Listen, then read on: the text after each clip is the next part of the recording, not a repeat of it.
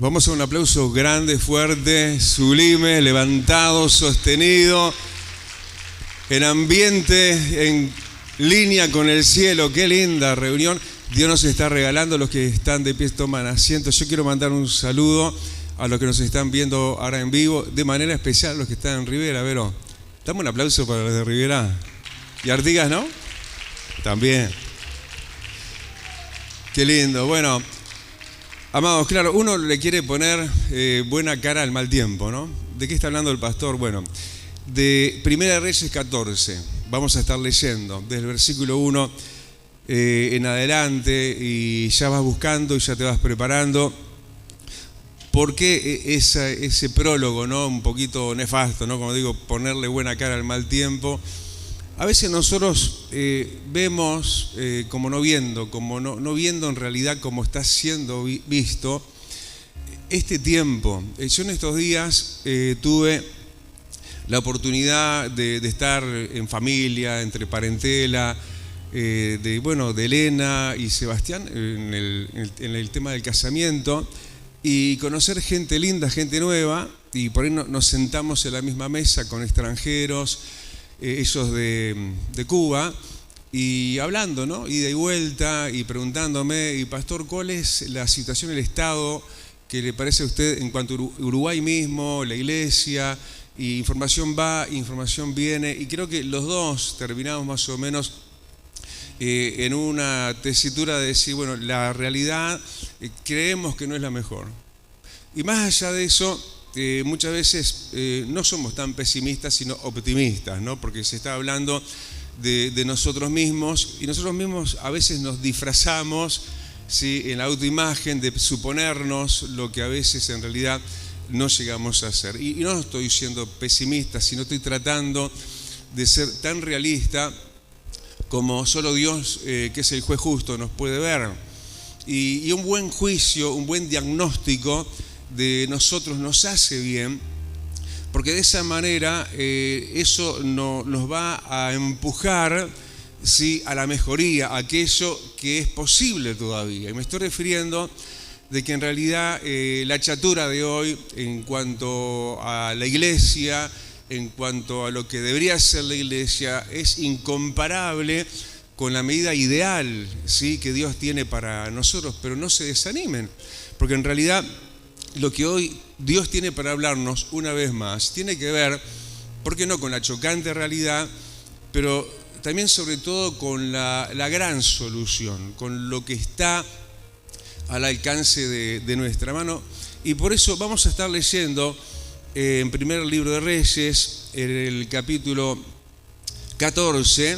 Yo cuando el Espíritu Santo me venía no sabía ni que había, ¿no? Y digo, wow, cuando me encontré con esto, es un callejón sin salida, aparentemente digo, ¿qué es lo que Dios nos está queriendo decir? Pero bueno, te va a parecer eso al principio, ¿no? Como un cuarto oscuro, como un pasillo que no lleva a nada esperanzador por lo menos, pero tranquilo, ya vamos a ir vislumbrando y descubriendo hacia adelante lo que hay, aún después de una realidad tan oscura como ya vivió en otro tiempo y en gran énfasis el pueblo de Dios, ¿sí?, en el antiguo pacto, pero lo vamos a ver también en el calco, en el nuevo pacto también. Pero primero acá, en primer libro de Reyes, ya vamos a estar leyendo a partir del versículo 1 y hasta el 13, y luego vamos a retomar en el 21.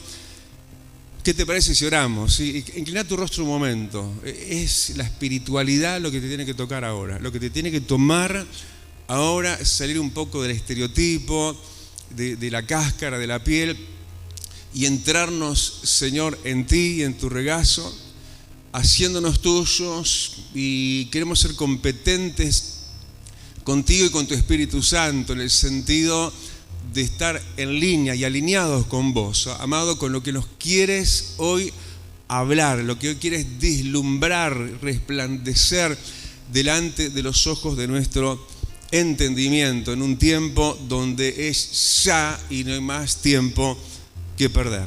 Gritamos amén. Así que vamos a leer, vamos a hacerlo a la vieja usanza. ¿Cómo era la vieja usanza? Vamos a estar leyendo, creo que lo vamos a tener ahí, si no vos trajiste tu Biblia, ¿no?, o tu dispositivo. Y nos vamos a poner de pie. así como en reverencia, ¿no? ¿Sabés que nos estamos poniendo un poquito dogmáticos acá en la iglesia, verdad? ¿Y por qué te lo digo? Ya voy a la lectura. Porque de repente dijimos, no, paramos la cafetería, no, llegamos y estamos llegando a un santuario, estamos llegando a la casa de Dios, así que no puede ser tanta sociabilización, porque entramos en un tiempo donde estamos buscando a Dios, entonces bajamos la llave de aquello y ahora mismo vos también, para entrar en una dimensión seria de reconvención, diríamos de reflexión y de entrar realmente en lo más íntimo del corazón de Dios. Así que leo primer libro de Reyes, capítulo 14, desde el versículo primero dice: en este tiempo Abías, hijo de Jeroboam, se enfermó gravemente. Por eso Jeroboam le dijo a su esposa: disfrázate para que nadie se dé cuenta de que eres mi esposa, y ve a ver al profeta Ahías en Silo, el hombre que me dijo que yo sería rey. Llévale de regalo 10 hogazas de pan, algunos pasteles y un frasco de miel, y pregúntale qué le sucederá al niño. Está hablando el rey de Israel, ¿no? Que manda a su esposa a consultar con el profeta. Entonces la esposa, sí, que fue a consultar por el hijo de ellos que estaba gravemente enferma, entonces la esposa de Jeroboam, versículo 4, fue a la casa de Ahías en Silo. El hombre ya era, el profeta ya era anciano y no podía ver. Pero el Señor le había dicho: la esposa de Jeroboam vendrá aquí haciéndose pasar por otra persona. Ella te preguntará acerca de su hijo, porque está muy enfermo. Dale la respuesta que yo te doy. Así que, cuando Ahías oyó los pasos de la mujer en la puerta, le dijo: entra, esposa de Jeroboam, ¿por qué te haces pasar por otra persona? Luego dijo: tengo malas noticias para darte. Llévale a Jeroboam tu esposo este mensaje del Señor, Dios de Israel. Yo te saqué de entre la gente común y te hice gobernador de mi pueblo Israel. Le arranqué el reino a la familia de David y te lo entregué a ti. Pero tú no has sido como mi siervo David, quien obedeció mis mandatos y me siguió con todo el corazón y siempre hizo lo que yo quería. Tú has hecho cosas más malignas que todos los que vivieron antes de ti. Te has hecho otros dioses y me has enfurecido con tus becerros de oro, como me has dado también, dice, la espalda. Traeré desastres sobre tu dinastía y destruiré a cada uno de tus descendientes varones, tanto esclavos como libres, en todo Israel. Consumiré tu dinastía real como se quema la basura hasta que haya desaparecido. A los miembros de la familia de Jeroboam que mueran en la ciudad los comerán los perros, y los que mueran en el campo se los comerán los buitres. Yo, el Señor, he hablado. Después de Ahías le dijo a la esposa de Jeroboam: regresa a tu casa y cuando entres en la ciudad el niño morirá. Todo Israel llorará su muerte y lo enterrará. Él será el único miembro de tu familia que tendrá un entierro apropiado, porque este niño es lo único bueno que ve el Señor, Dios de Israel, en toda la familia de Jeroboam. Y nos vamos ahora al versículo 21. Vamos a cruzar la frontera que en verdad no existía, porque Israel, el pueblo de Dios, estaba dividido entre Israel al norte y Judá al sur. Vamos a ver qué pasaba al sur, de los que se esperaba más, Judá. Versículo 21, ¿cuál es la realidad conjunta en definitiva? Uno igual que el otro, peor. Dice, versículo 21, mientras tanto Roboam, este es el rey de Judá, hablamos de Jeroboam anterior, rey de Israel. rey de Judá, Roboam. Por tanto, Roboam, hijo de Salomón, de la dinastía de David, entonces reinaba en Judá. Tenía 41 años cuando subió al trono y reinó 17 años en Jerusalén, la ciudad que el Señor había elegido entre todas las tribus de Israel como lugar para honrar su nombre. La madre de Roboam era una mujer amonita que se llamaba Naama. Durante el reinado de Roboam, los habitantes de Judá hicieron lo malo a los ojos del Señor y provocaron su enojo con los pecados que cometieron, pues eran aún peores que los pecados de sus antepasados. Miren la situación, tanto al norte como al sur acá en Judá. También se constituyeron santuarios paganos y levantaron columnas sagradas y postes dedicados a la diosa Asera en cada colina alta y debajo de todo árbol frondoso. Hasta había prostitutos y prostitutas de los santuarios paganos por todo el territorio. La gente imitó las prácticas detestables de las naciones paganas que el Señor había expulsado de la tierra en el paso de los israelitas. En el 5.º año del reinado de Roboam, el rey Sisac de Egipto subió y atacó a Jerusalén. Saqueó los tesoros del templo del Señor y del palacio real, robó todo, incluso todos los escudos de oro que Salomón había hecho. Tiempo después, el rey Roboam los reemplazó con escudos de bronce y los confió al cuidado de los comandantes de la guardia, quienes protegían la entrada del palacio real. Cada vez que el rey iba al templo del Señor, los guardias llevaban los escudos y luego lo devolvían al cuarto de la guardia. Los demás acontecimientos del reinado de Roboam y todo lo que él hizo están escritos en el libro de la historia de los reyes de Judá. Hubo guerra constante entre Roboam y Jeroboam. Tomen asiento. Espero que no hayan perdido el hilo. Más en la confusión de terminología, ¿no? Y ya vamos a hablar de eso, que es bastante confuso, el tema inclusive de los nombres. Pero no nos confundamos que si bien está hablando aparentemente de dos reinos, es del mismo reino. ¿Qué es lo que estaba pasando en ese momento calamitoso? Porque estaba pasando lo peor. Ni siquiera había buen humor entre ellos, ni siquiera había unión entre ellos. La realidad cantante y sonante de ese drástico y terrible y oscuro momento que ellos mismos no alcanzaban a estar notificados de cuál era la gravedad del momento, la Escritura dice que fue tanto como para unos como para otros, tanto para el norte de Israel con el rey Jeroboam y tanto para el sur con el rey Roboam, momentos extremadamente malos. Más allá de la concientización de ellos, y me estoy refiriendo a la propia referencia que hace el Dios mismo de los cielos en el versículo 9, hablando del norte de Jeroboam, y en el versículo 9, versículo 22, diciendo: nunca hubo un tiempo tan malo como este, pero ellos estaban indudablemente en la anestésica situación, estaban anestesiados. Vos sabés que los sentidos se embotan, ¿no?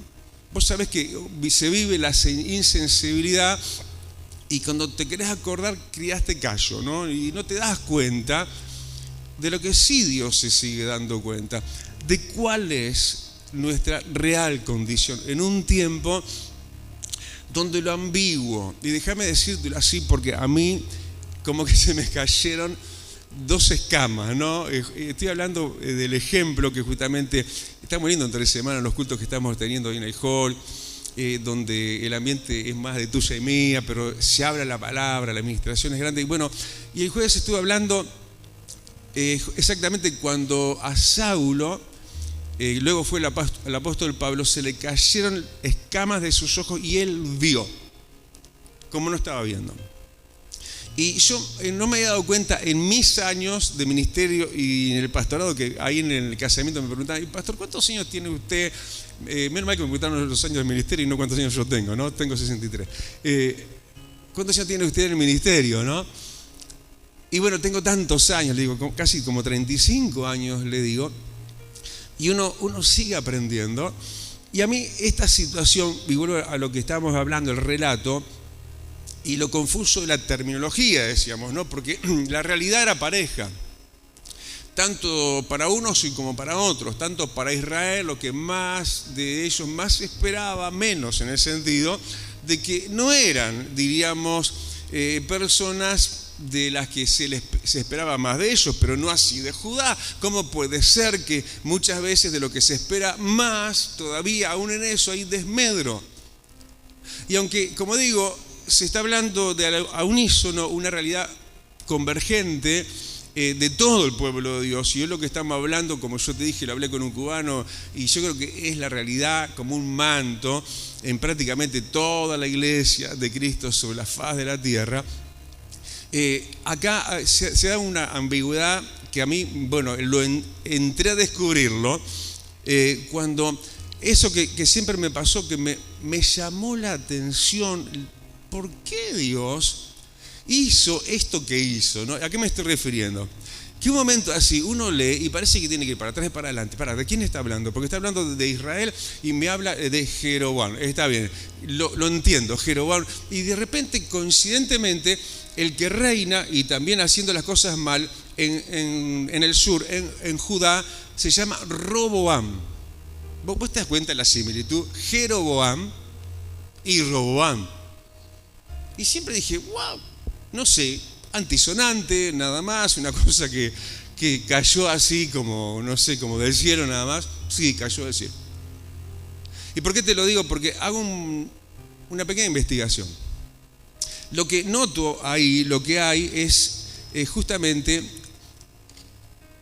una terminación que es igual. Fíjate, Jeroboam y Roboam. ¿Cómo terminan? Los dos como con el final dice Boam.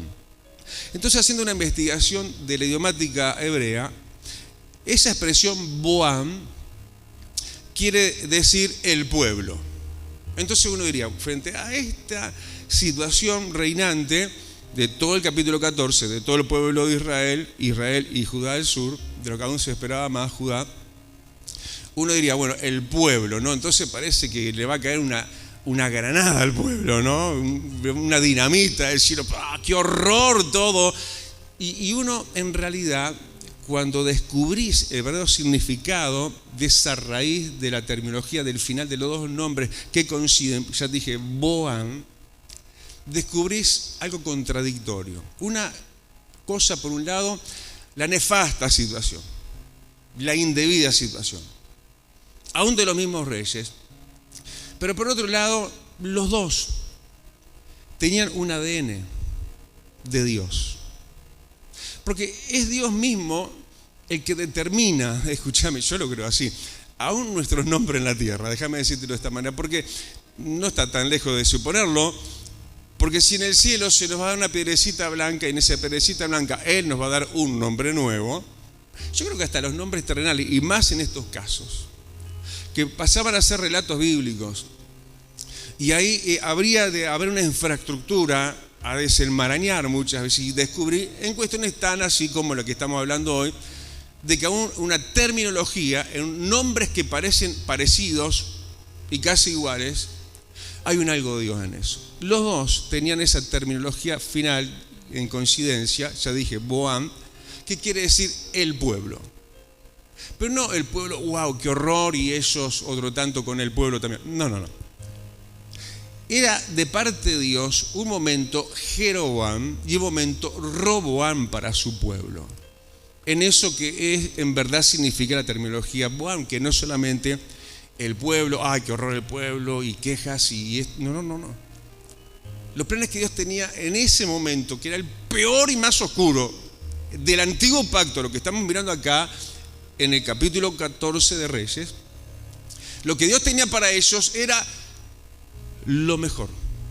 Porque en realidad Boam quiere decir, ¿el pueblo es maldito? No, el pueblo es numeroso, quiere decir.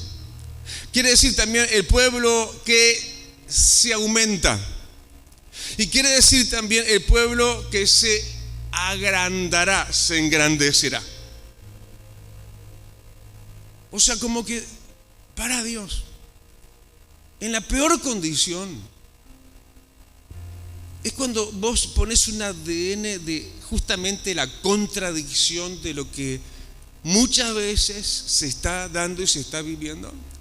Dios está palanqueando en este momento una realidad deficiente que Él la ve, la señala, la acusa y que trae cosas muy fuertes, muy terribles.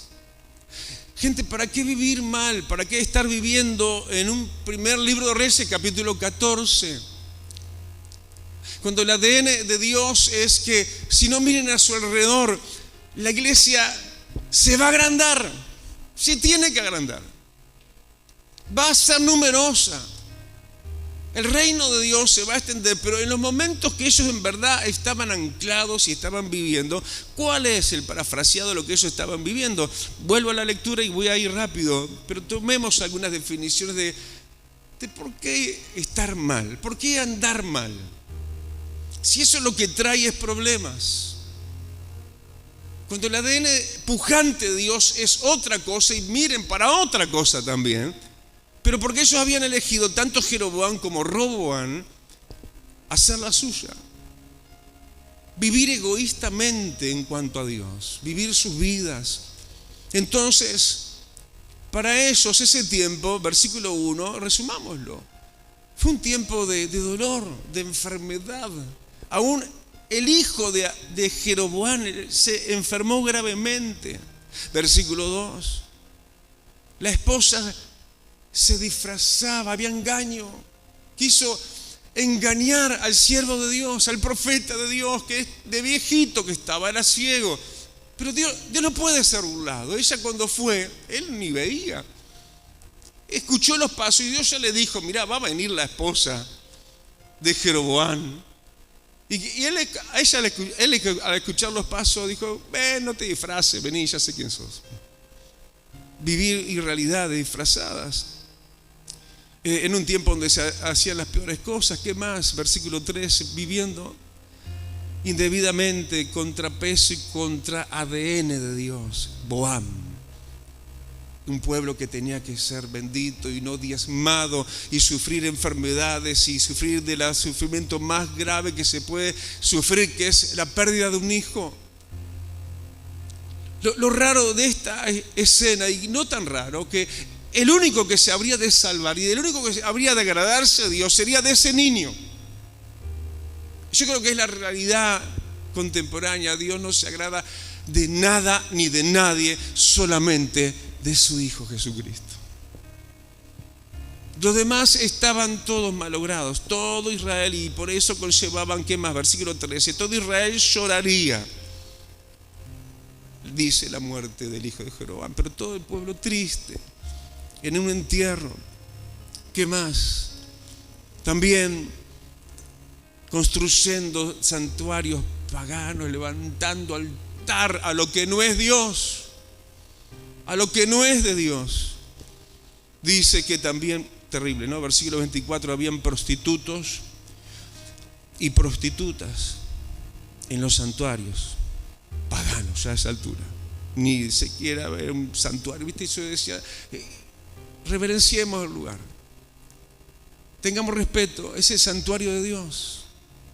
No podemos hacer de esto, no sé, una cafetería, incluso social, está bien, tenemos que tener comunidad y todo lo demás, pero llegamos a la casa de Dios y no llegamos de cualquier manera, no llegamos a cualquier hora, no llegamos sin un compromiso, sin lo que hay que hacer, porque estamos delante de Dios. Y en ese tiempo, además, no solo hubo guerra entre ellos, el pueblo de Dios, enojos entre ellos, entre Jeroboam y Roboam, y eran hermanos, sino que además se nos cuenta que el rey de Egipto subió, atacó Jerusalén y no dejó nada. Saqueó el templo. Fue una situación que uno dice, bueno, ¿cómo puede eso haber sucedido? Paso raya. Acabamos de mirar el peor momento histórico del pueblo de Dios en el Antiguo Pacto. Acuérdate, no te va a ser difícil olvidarte. El tiempo de Jeroboam y Roboam, donde Dios tenía otra. Había otra naturaleza en ellos. Hacer crecer el pueblo. Que el pueblo fuese numeroso. Que hubiese prosperidad. Pero ellos escogieron el otro camino, al hoyo. Todo mal. Todo mal.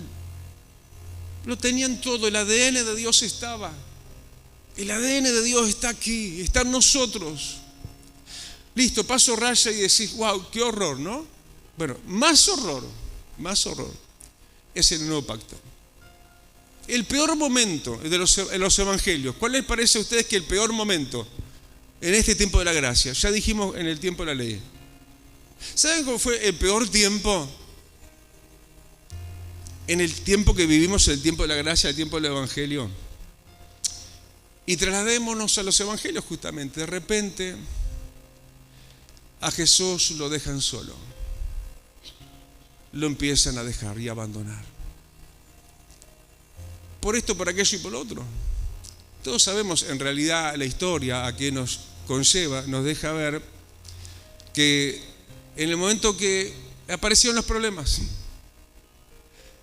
en los momentos donde no era todo color rosa, porque sabemos que el ministerio de Jesús tuvo periodos, ¿no?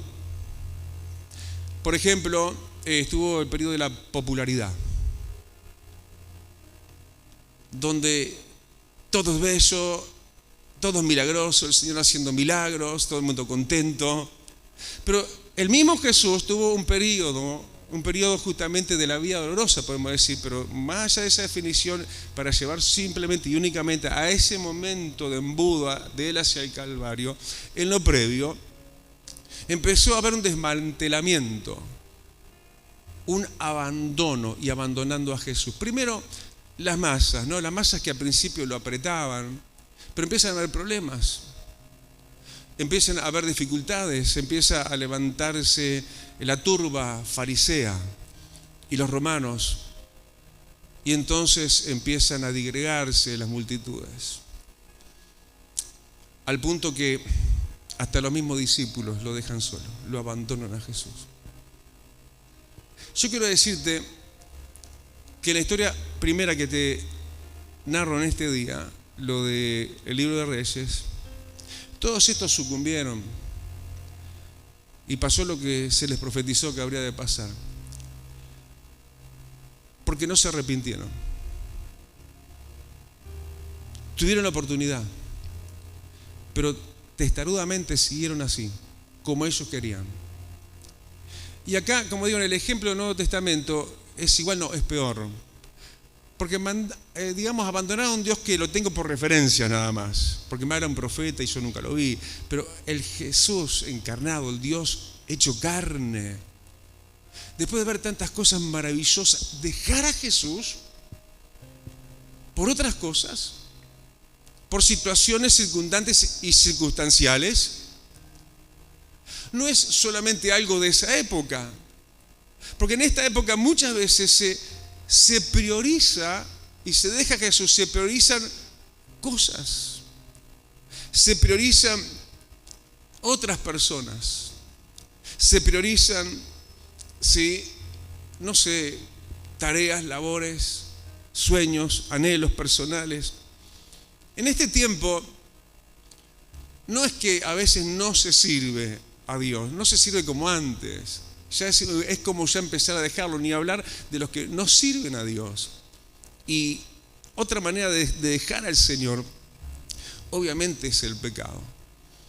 Lo cierto es que ellos, por las situaciones que se dan en el momento clave y puntual que sabemos que nos narra el Evangelio, de repente ese Jesús maravilloso, no referencial, sino, ¿cuántos hemos visto la mano de Dios?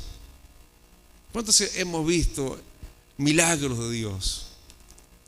Y cómo de repente ellos, tras ver cosas tangibles del Señor y verlo al Señor, verlo en su gloria, lo empiezan a dejar por situaciones X, ajenas a alguien que por quién es y lo imantadamente y amorosamente y endiosadamente de quién se trata, es imposible cambiarlo por alguna otra cosa. Sin embargo, lo abandonaron. Y aún los mismos discípulos. La diferencia con la dinastía de Jeroboam y Roboam es que de repente, de todos los que se fueron, por ejemplo, vemos a un Pedro que se arrepiente, que reconviene y dice: negué al Señor, lo dejé, por esto, por aquello, por lo otro. Lo dejó, ¿saben por qué? Por miedo, por lo que sea, pero se arrepintió y volvió a Jesús. Y así tras él otros. Entonces ahí está la diferencia.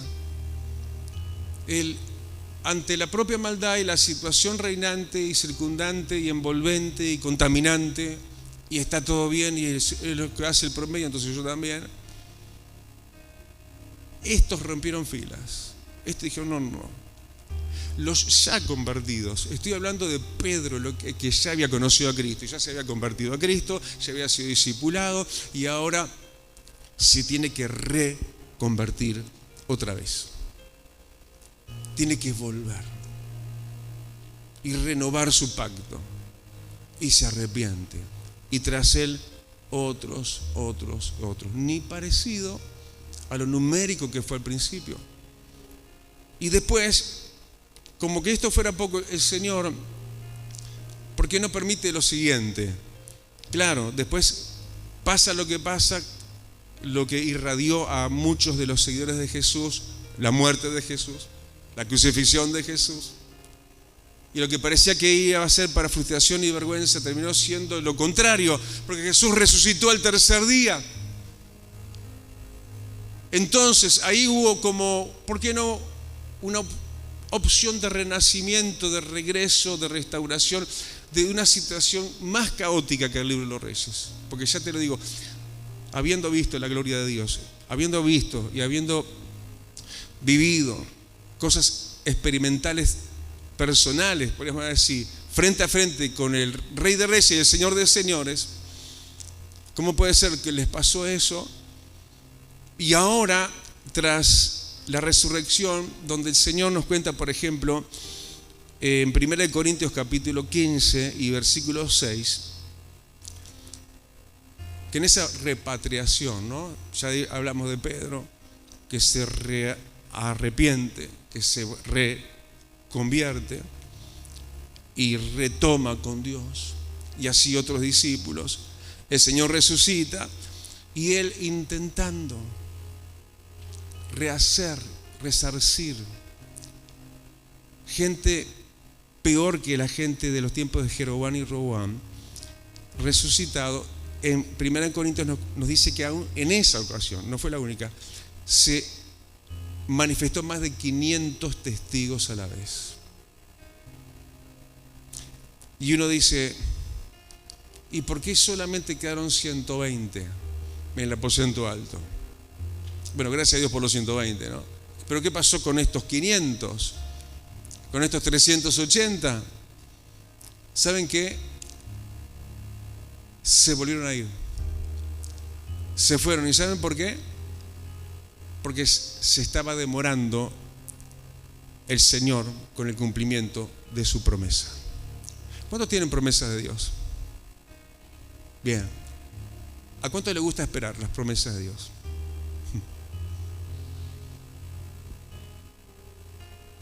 ¿Saben por qué se fueron? Estaba la promesa del Espíritu Santo. ¿Saben por qué se fueron? Porque no nos gusta esperar. Porque a veces tenemos por tardanza las promesas de Dios. Ah, sí, que Dios promete, que Dios me prometió, pero sigue todo igual. Chau, me voy. Y el ADN de Dios. Ahí se gestó también en esa época. No pudo obrar en la época de Jeroboam y Roboam porque no hubo arrepentimiento, pero con los que sí se arrepintieron, reducido número de multitudes, de no menos de 500 que lo vieron resucitado, pero quedado en el número reducido de solo 120.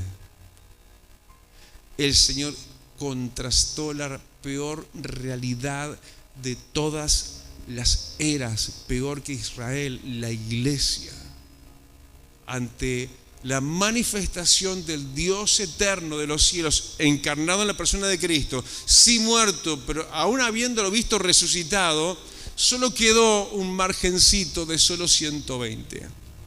Pero el ADN de pueblo numeroso, de pueblo creciente, de pueblo próspero, bendito y un reino extendiéndose, ese ADN estaba y está presente en este tiempo.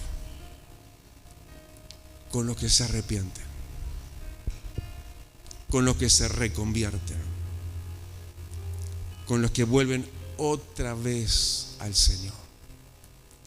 Los que ya estuvieron, pero no son como eran antes.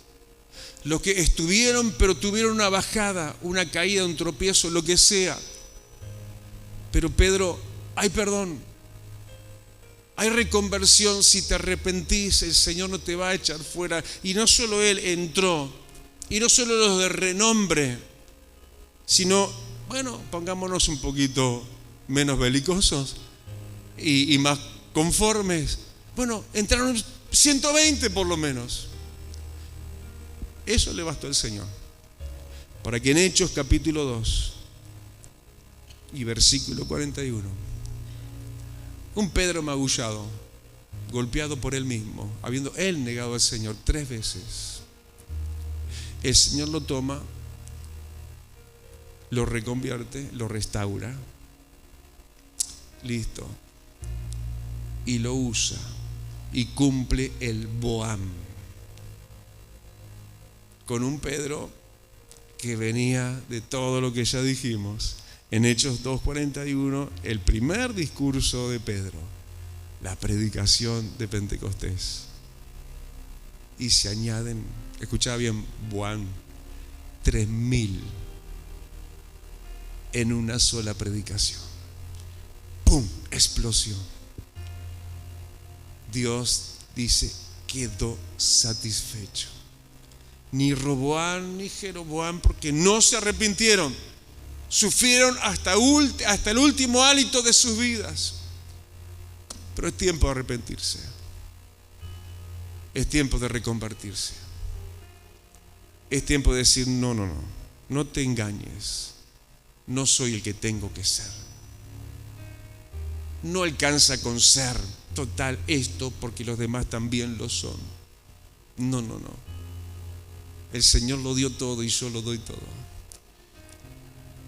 Y aunque vengas magullado y digas, wow, usted no sabe, pastor, de lo que yo vengo. No importa, Pedro. Pedro negó 3 veces al Señor. 3 veces. Y con maldición. Pero se arrepintió. Con lloro amargo. Listo.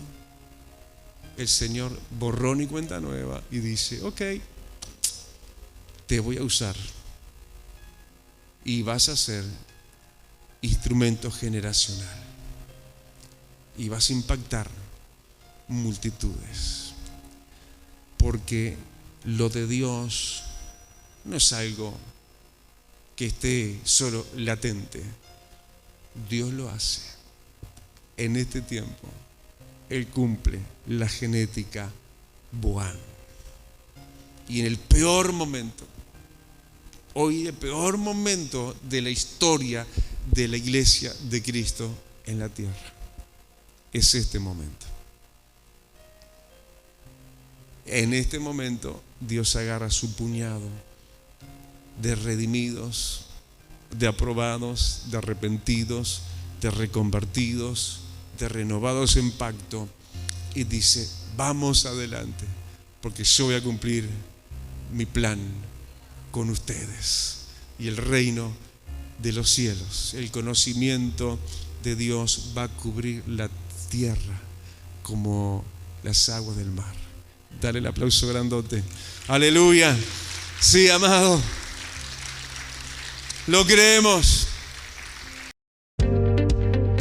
Vida Abundante te invita a su nuevo lugar.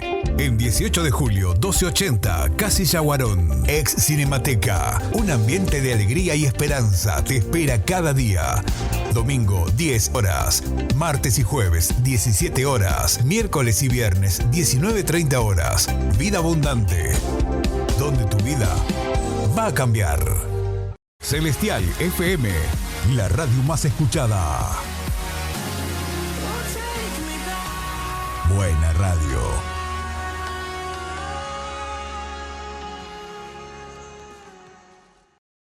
Ahora podés descargar de Play Store la aplicación de Celestial FM 90.7. La radio en tu celular, donde vayas.